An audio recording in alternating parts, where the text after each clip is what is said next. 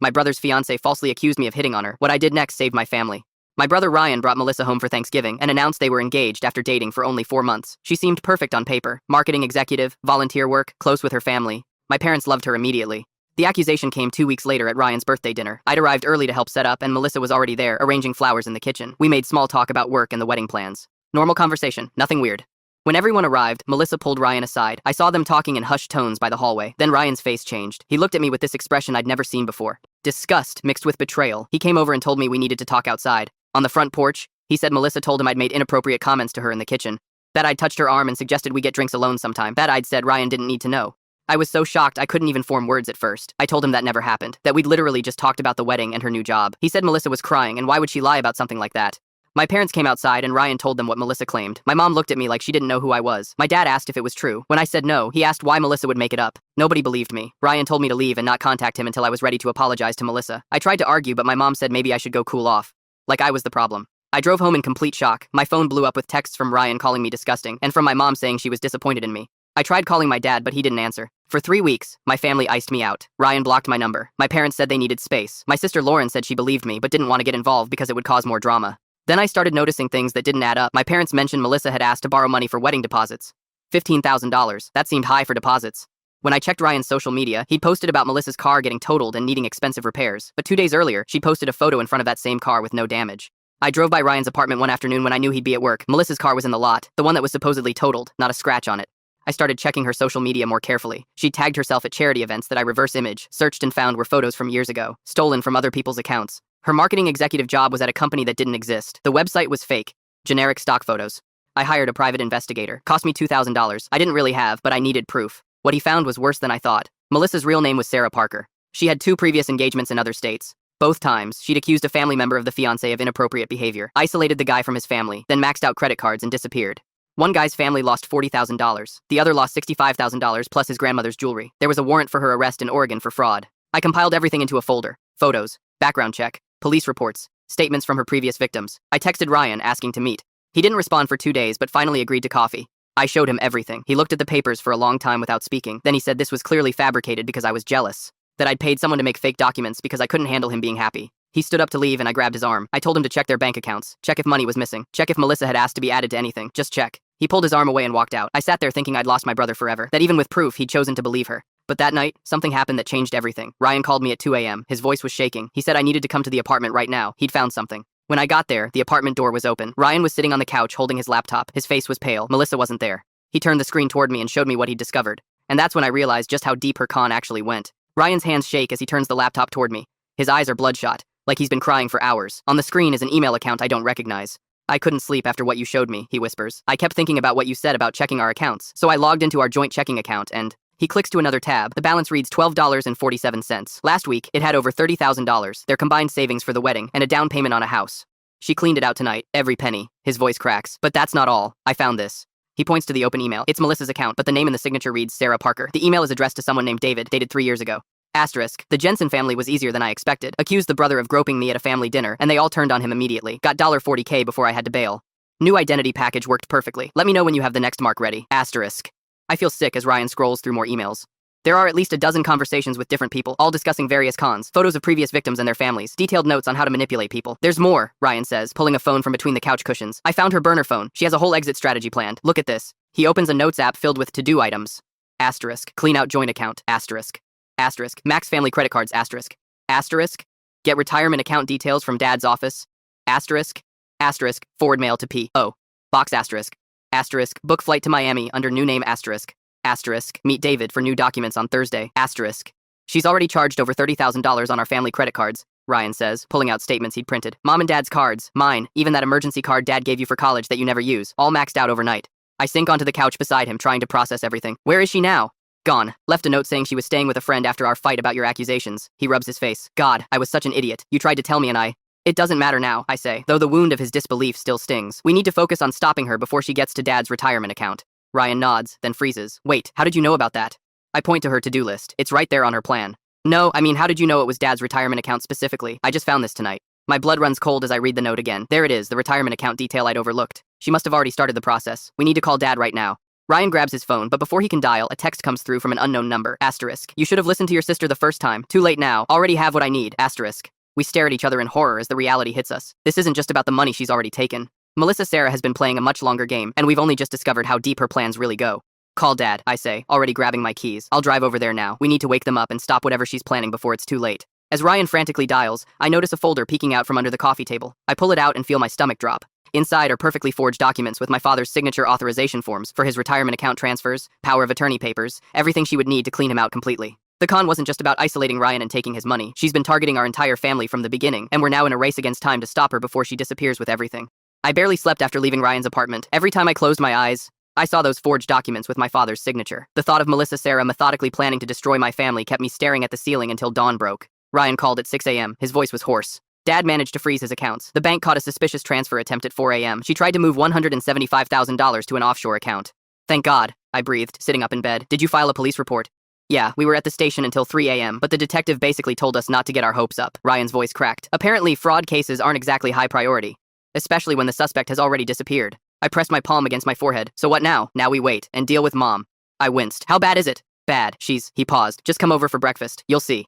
My parents' house felt different when I walked in. The cheerful family photos on the wall seemed to mock us now. Dad sat at the kitchen table looking 10 years older than he had 2 days ago, staring into a cup of coffee like it might contain answers.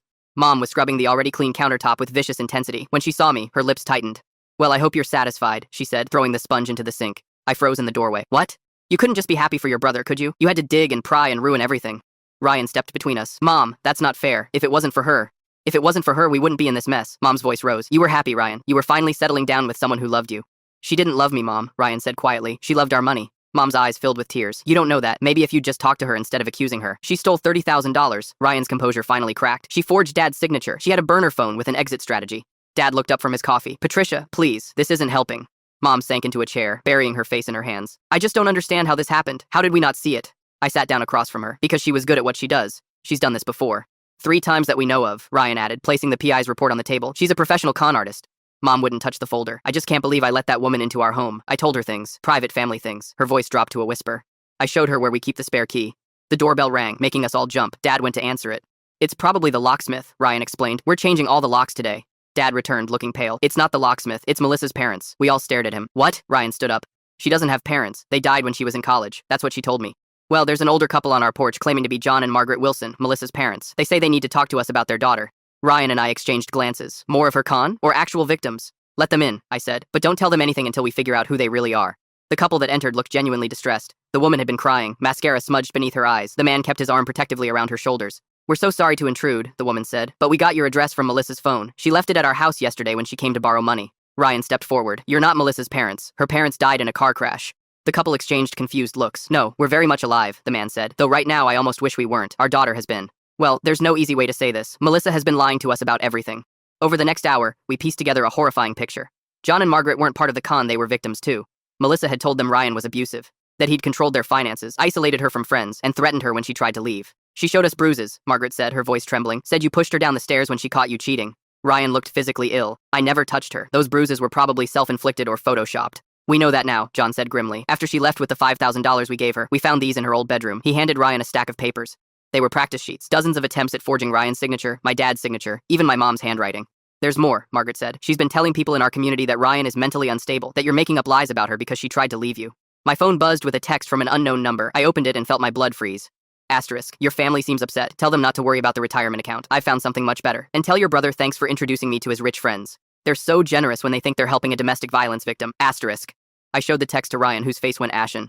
She's going after my friends now. God, I introduced her to everyone. Jackson's family owns half of downtown. Chris just inherited millions from his grandfather. My phone buzzed again. Tell your sister thanks for the PI, by the way. Really helped me accelerate my timeline. I stared at the message, confused. How did she know about the investigator? Unless...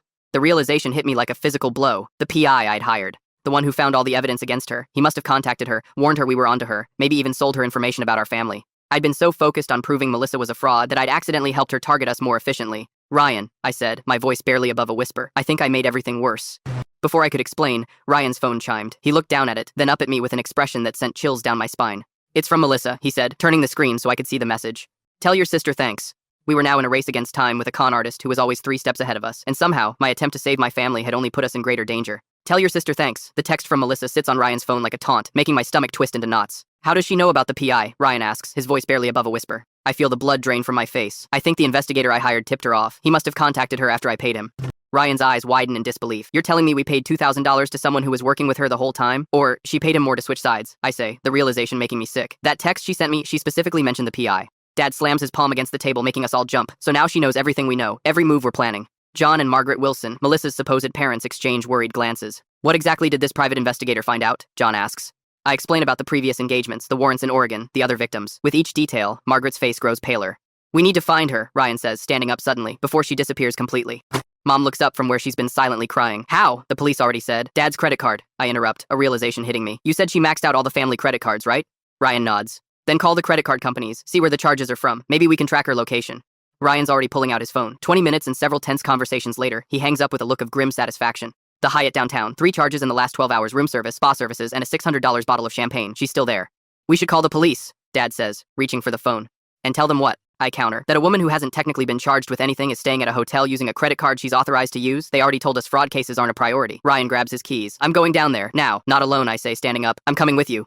Dad insists on joining us, while Mom stays behind with the Wilsons to continue freezing accounts and calling credit card companies. The drive downtown is tense, no one speaking as Ryan white-knuckles the steering wheel. The Hyatt's gleaming glass entrance feels surreal after the emotional chaos of the morning. We approach the front desk, where Ryan explains that his fiance forgot her medication and he needs to bring it to her room. Miss Wilson in 1142, the receptionist says with a smile. Would you like me to call up?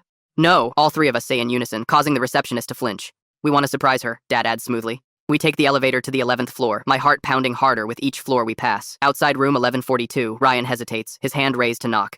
What's the plan exactly, he whispers. Confront her with what we know, I say. Record everything. Get her to admit what she's done. Ryan nods, pulls out his phone, and starts the voice recorder app. Then he knocks. Nothing happens for so long that I wonder if she's already gone. Then the door swings open, and there she is, Melissa, wearing a fluffy hotel bathrobe, her hair wrapped in a towel. Her expression shifts from surprise to calculated warmth in an instant. Ryan, what are you? Her eyes move to me, then Dad, and I watch her mentally recalculating. I was just about to call you. I've been so worried. Save it, Ryan says, his voice steady despite the tremor I can see in his hands. We know everything, Sarah. Her face doesn't change, but something flickers in her eyes. Who's Sarah? We know about Oregon, I say. About the Jensen family. About David and your exit strategy. She steps back, allowing us into the suite. It's extravagant, a corner room with floor-to-ceiling windows, room service trays scattered around, shopping bags from luxury stores piled on a chair. Ryan, your sister has been filling your head with crazy stories, she says, her voice taking on a wounded quality. I left because I was scared. You were so angry when she made those accusations. Stop lying, Ryan interrupts. We found your burner phone. We saw the emails. We know you've done this before.